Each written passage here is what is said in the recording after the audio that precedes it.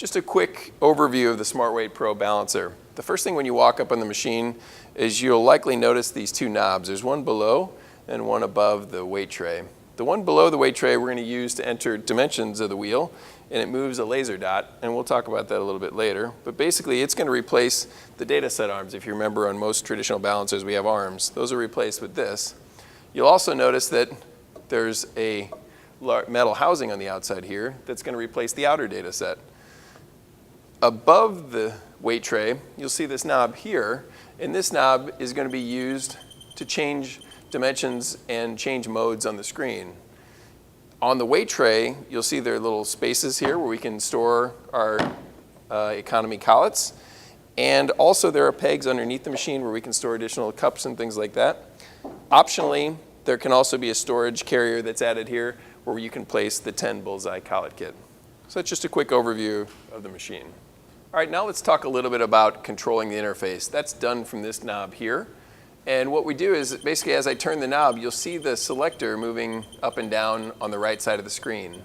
And when I highlight a button here, I just press the actual button itself, and it takes me into that selection. If I hit the back button here next to the knob, it's going to jump back out. So if I'm in any sort of function where I don't want to be, I can always hit the back button and get out. In this case, I could always hit cancel as well. Okay? So this is a centering check feature. This is very important on the balancer. If we see the wheel, we suspect that the wheel is not centering properly, or the adapters may not be correct, we can launch a centering check, and it's going to walk us through how to perform a centering check. Basically, it'll do two different balances and have you jumble things up between those two balances and make sure that everything is in fact centered correctly. So that's a key piece on this machine. If we go to the Tools menu, press the button, you'll see I have a number of other different options here. Quick calibration check. That we can do with the cal tool, the calibration weight, I should say, from the back to make sure that the balancer's in calibration. We can clean the threads of the spindle. We can do a balance optimization where we'll turn the tire on the rim to get the most efficient balance, use the least amount of weight. Or I can reset the dimensions. Any of those can be selected by pressing the knob, and then I say OK. Now if we roll down to the video player, we can watch a video about what we're doing here, how to use the machine, how to enter dimensions, how to balance a wheel, things like that. So that's going to be something that's very important to use. Now this last selection, I can change the weight mode if I want to switch between clip, tape wheels, whatever the case may be, I can do that here. So that's a little general overview about how we use the knob. All right, now let's go ahead and balance a wheel. The first thing we need to do is tell it how we want to balance this wheel. So I'm going to select my weight mode, and I'm going to start with a clip balance. And what you'll see is as soon as I touch this lower knob here, it starts an animation on the screen. And the animation shows me exactly where it wants me to put the laser to get a good clip measurement. So it's showing the laser right in the center of that flange. See where that dot's hitting? So that's where I want to make sure my laser is hitting that spot. Once I find that spot, I enter the dimension. And then all I have to do is pull the hood down. It says lower the hood. And the outer dimension was entered automatically by the laser on the outside. So it was just that easy. That's all I had to do. Once it spins it up, it's going to tell me how much weight I need to put on. In this case, it's a ½ ounce. It's going to servo to the top where it's easiest to put on my clip weight. I'd bang the clip weight on.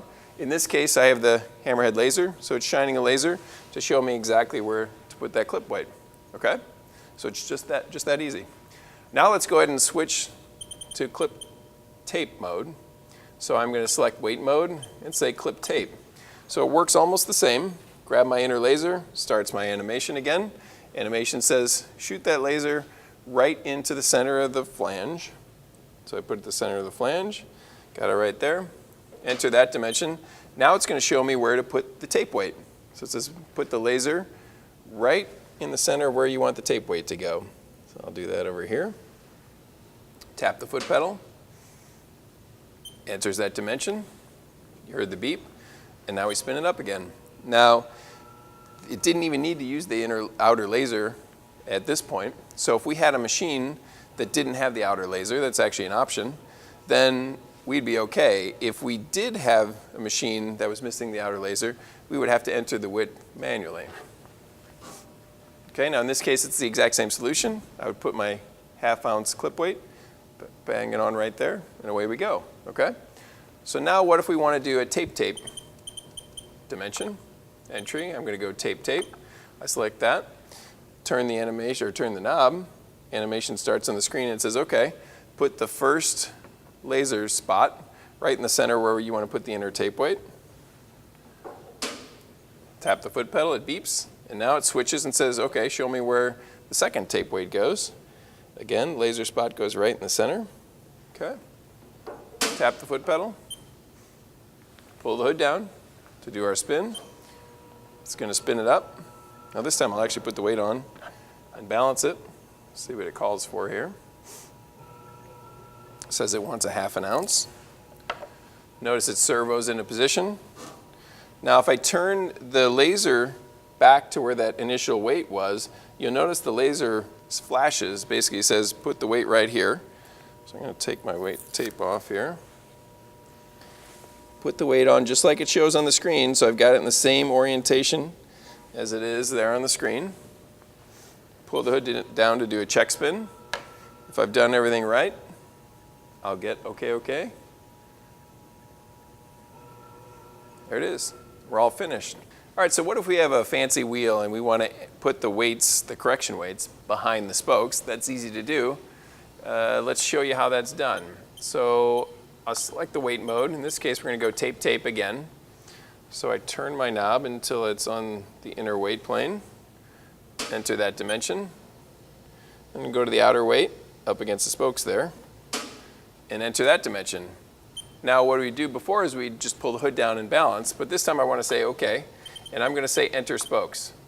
So what it's showing me on the screen is take the laser, turn the wheel such that the laser is behind that spoke, enter that spoke location, and do that for one more spoke. That's all I have to do, and it's going to paint those spokes all the way around the wheel. So now you'll see on the screen the spokes have been entered.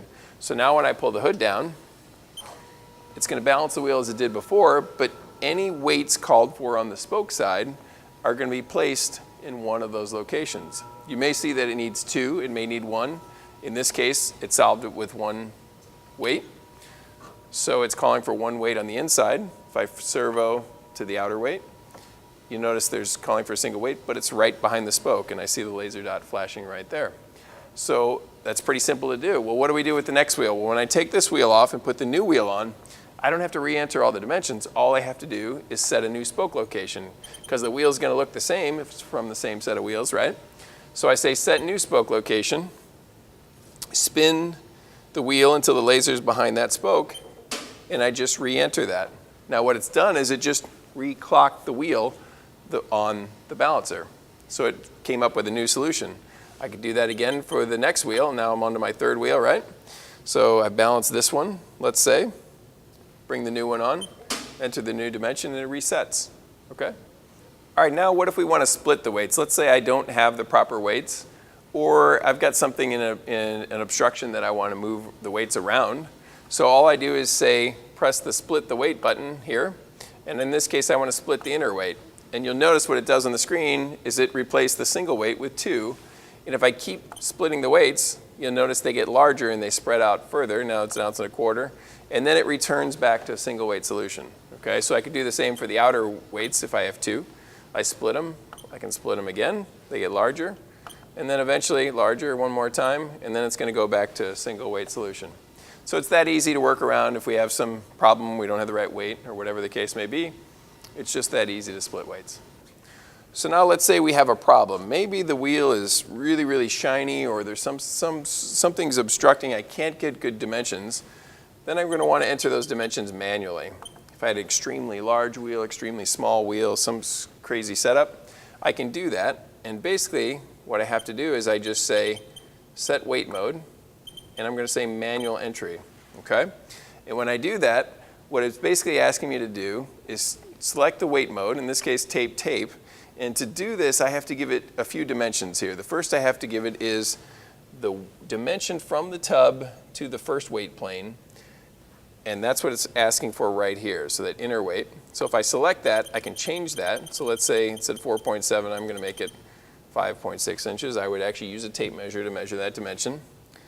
When I enter it, then I can change to the next selection. Now it wants to know, in this case, what is the dimension from the tub to the outer weight plane. Okay, 11.3 is fine. If I want to change that, I can. Then I go to the next dimension, right? It needs to know the diameter now. Now it wants me to measure with the tape measure. What's the diameter there? And then what's the diameter at the second location, okay? So I can change any of these.